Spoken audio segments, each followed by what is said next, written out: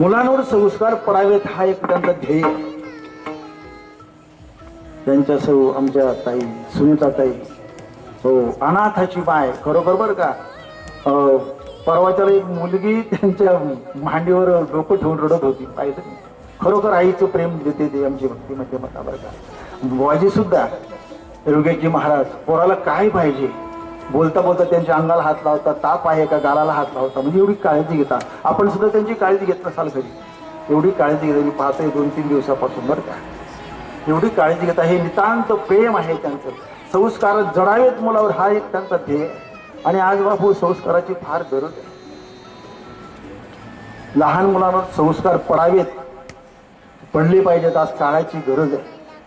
कारण की हा एक त्यांचा खेळण्याचा बागडण्याचा वेळ आहे. पण अशा अवस्थेमध्ये जे आपण म्हणतो ना कांबडी ओली वागते व असं त्यांचं त्याला अनुसरून आज या ठिकाणी जवळ 150 ते 200 मुलं या शिबिरामध्ये बरं का. चांगली गोष्ट आहे. अविरत हे कार्य चालवत आहेत. काही एक फी न घेताना बरं का. आपल्याकडनं 4 मुलं सांभाळले जात नाही घरी. आणि ते बघा काय धावपळ आहे त्या दोघांची मी पाहतो ना. असं भगवंत त्यांच्याकडनं अशीच कार्य करून घेण्यासाठी त्यांना उदंड आयुष्य देऊ अशी मी भगवंताकडे प्रार्थना करतो बाबा.